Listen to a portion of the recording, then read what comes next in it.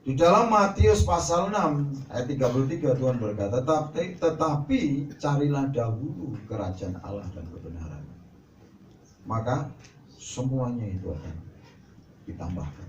Kalau saudara perhatikan di ayat yang ke-32, 32.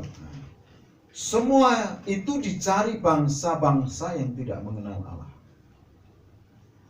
Jadi orang yang levelnya mencari, ini sebenarnya bangsa, termasuk golongan bangsa yang tidak mengenal Allah. Karena perhatikan, semua itu dicari dari ayat 31. Sebab itu janganlah kamu khawatir dan berkata, apakah yang akan kami makan? Apakah yang akan kami minum? Apakah yang akan kami pakai? Ini kan semua kebutuhan jasmani ya, saudara. Itu kan yang membuat khawatir kan? Karena yang membuat orang khawatir itu di sini. Maka di ayat 32 itu, makan, minum, pakai itu adalah dicari. Jadi bedanya orang bangsa yang tidak kenal Allah dengan orang yang kenal Allah itu dengan kata mencari. Kita lihat ya 32 dan 23. Ya kan? Bangsa-bangsa yang tidak mengenal Allah itu mencari apa yang dia makan, minum, pakai. Tetapi di ayat 33 dikatakan, tetapi 32 bagian B. Ya. Akan tetapi Bapamu di surga tahu bahwa kamu memerlukan semuanya itu. 33. Tetapi carilah dahulu kerajaan Allah dan kebenaran, maka semuanya. Ini masalah beda yang dicari saja kok, saudara. Kalau saudara di level makan, minum, pakai, saudara ini termasuk bangsa-bangsa yang tidak kenal Allah. Itu level saudara, karena itu pilihan saudara. Lah kita ini harus memilih. Hidup ini adalah pilihan. Di Taman Eden, kenapa Adam dan Hawa itu gagal? Karena pilihannya yang salah.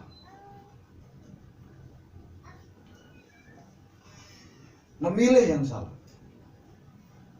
Memilih untuk taat kepada Tuhan, atau memilih untuk makan buah pohon pengetahuan baik dan buruk. Gagal dalam memilih, kita akan menerima konsekuensi.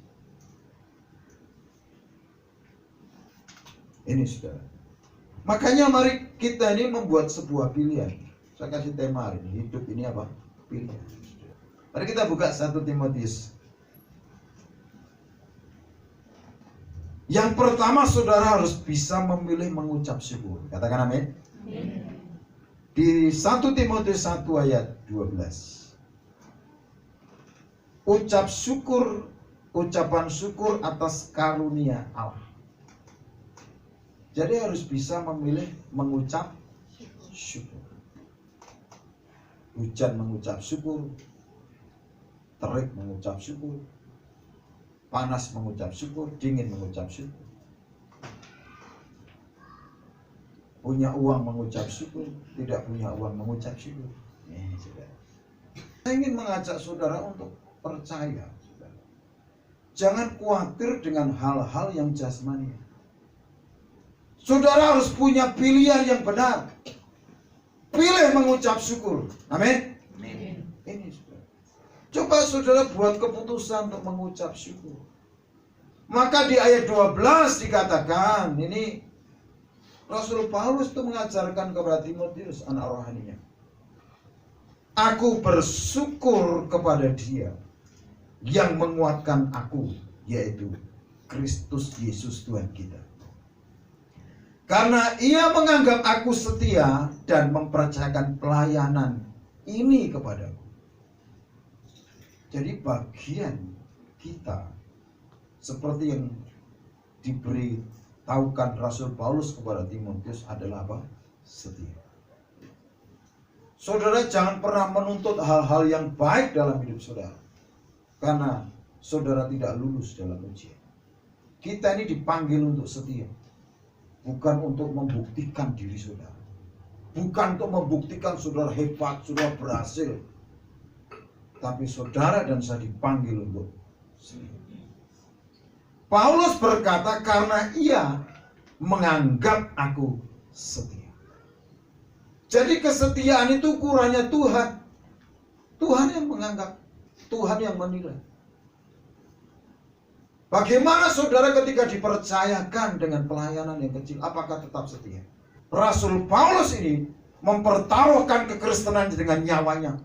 Bahkan sejarah mencatat dia mati dipenggal kepalanya di penjara.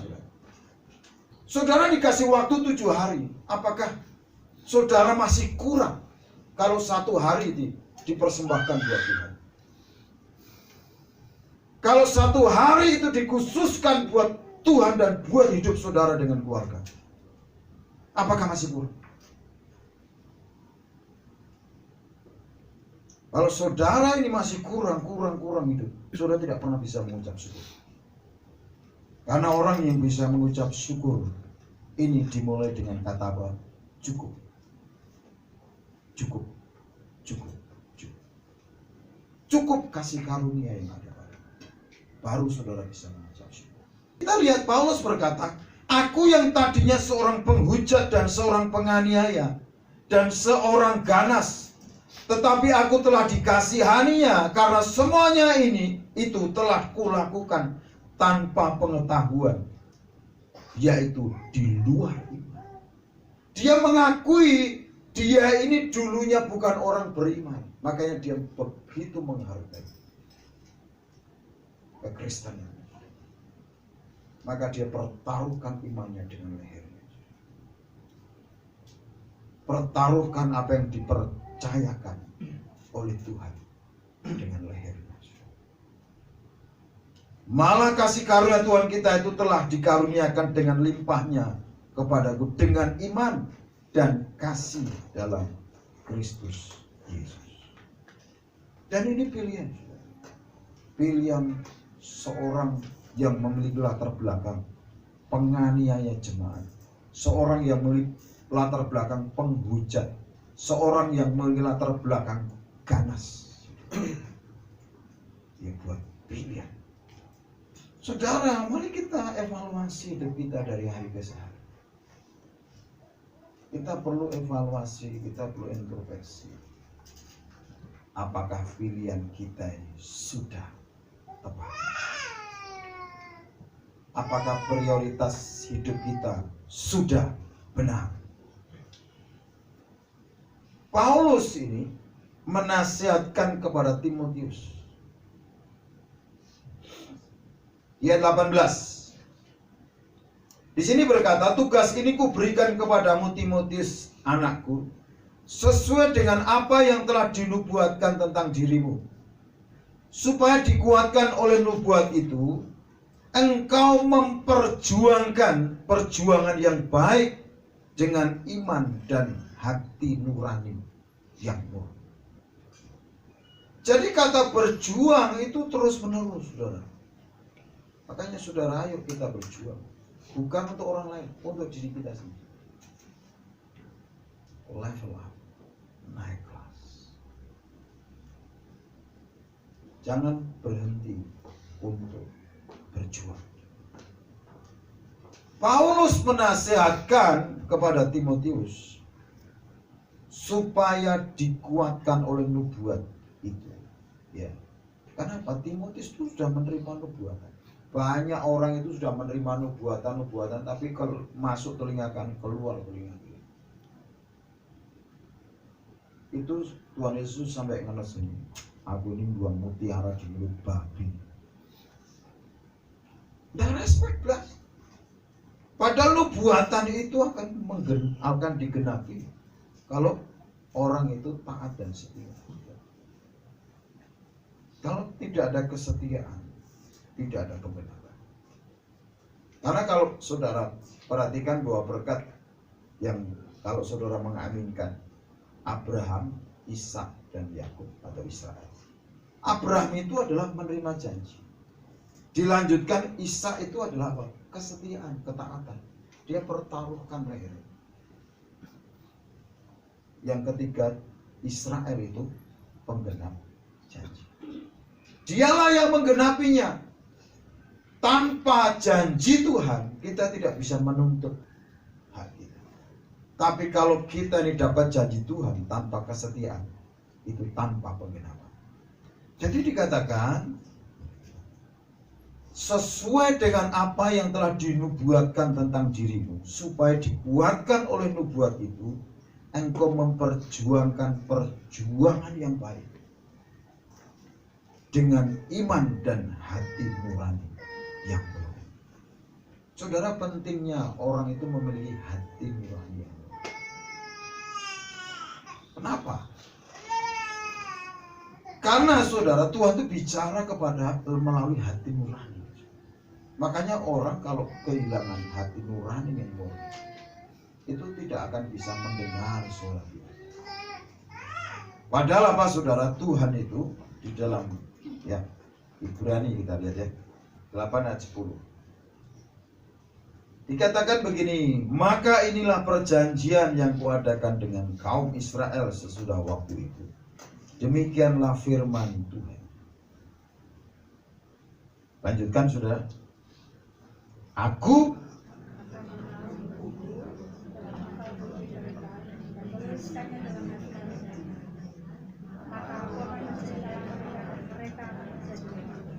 ya, hukum Tuhan itu ditulis di hati. Makanya kalau hatinya itu rusak, di mana Tuhan menulis? Kalau hatinya penuh dengan luka, di mana? Makanya perlunya hati nurani yang murni. Baptisan itu memohonkan hati nurani yang murni. Makanya kalau orang dasar baptisannya salah, ya proses berikutnya akan berbeda. Nah, mari sudah kita kembali di dalam 1 Timotius tadi. Ini tugas Timotius, dikatakan. Makanya memperjuangkan. Jadi saudara, hal yang kedua yang kita belajar hari ini, memilih untuk saudara, tetap berjuang dengan hati nurani. Tadi memilih untuk mengucap syukur. Karena apa? Yang bisa memperjuangkan diri kita ya kita, saudara. Orang lain itu terbatas. Sampai di level memotivasi, menasihati, memberitahu. Tapi keputusan itu selalu ada di kita. Saudara boleh lahir dari orang keluarga yang hebat, tapi kalau sudah membuat keputusan yang salah, kehancuran itu bukan kesalahan karena keluarga, bukan kesalahan orang tua, tapi kesalahan saudara dalam membuat pilihan.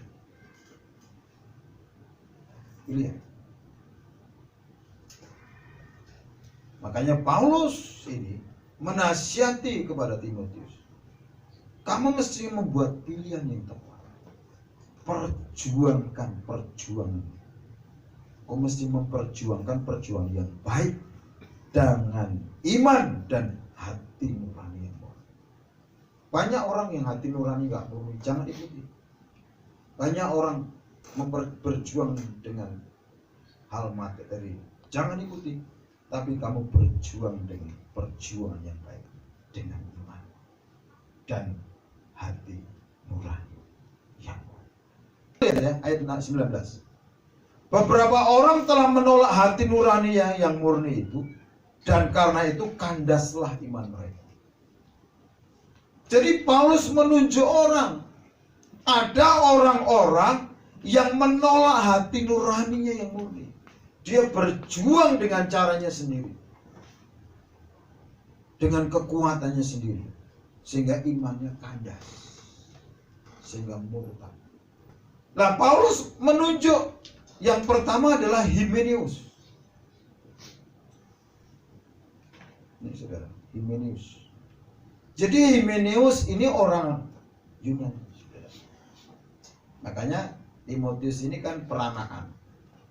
Bapaknya Yunani, ibunya Yahudi. Maka dianggap ini termasuk bangsa kafir, ya.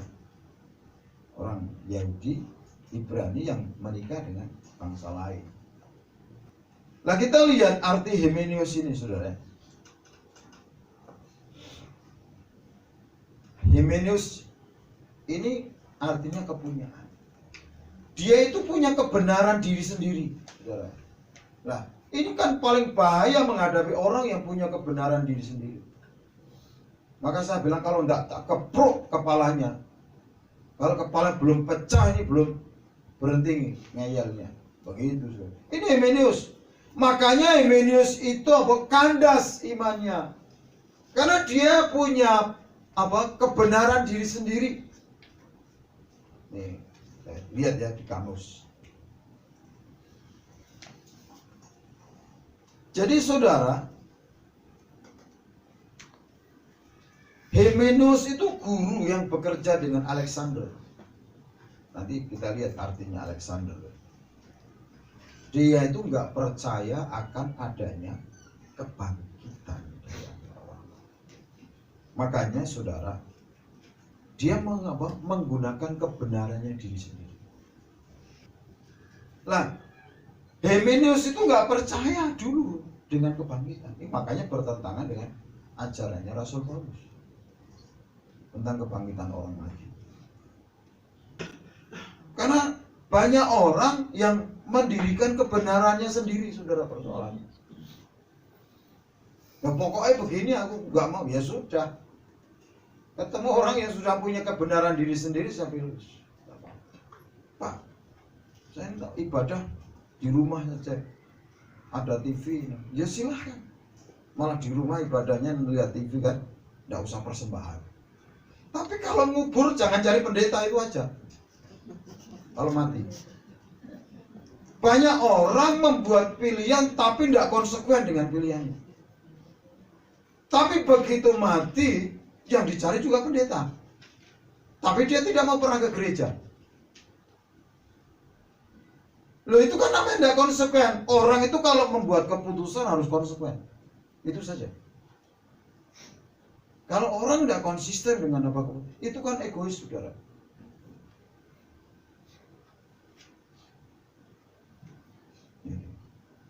Egois. Nah, kita lihat Paulus menunjuk orang lagi, yang kedua adalah Alexander. Makanya ada Alexander, ini kan nama Yunani kan, saudara. Alexander itu artinya apa, saudara?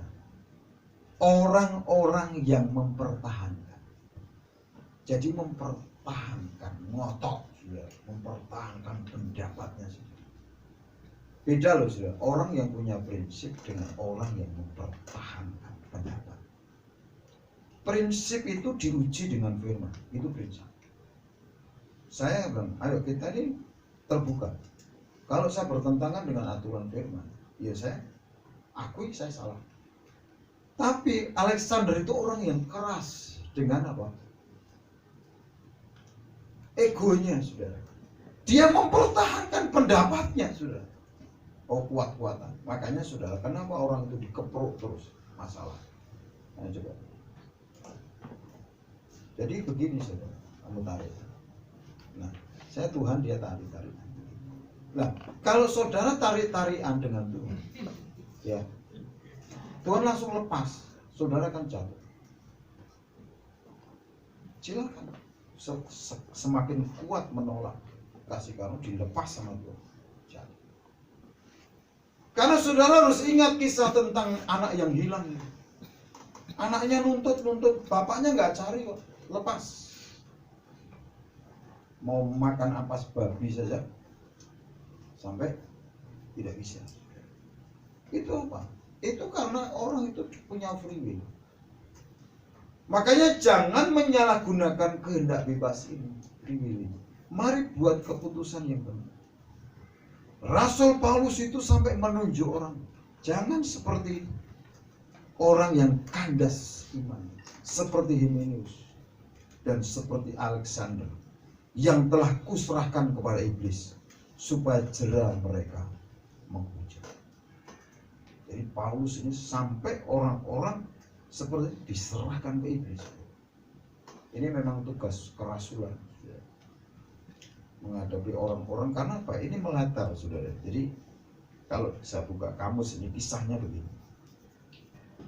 Guru penyesat ya menegakkan moral yang tidak murni yang oleh Paulus diserahkan kepada iblis.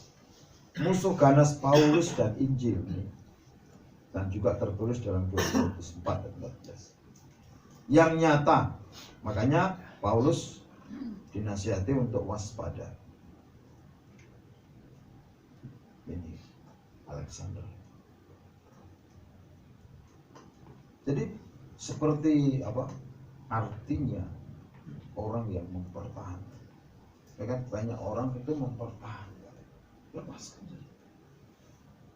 Semakin orang menarik dengan kuat, begitu dilepas, ya jatuhnya, ambruknya semakin keras.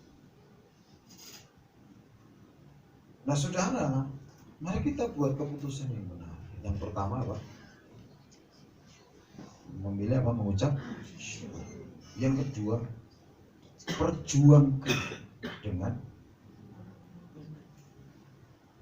perjuangan yang baik dengan iman dan hati nurani yang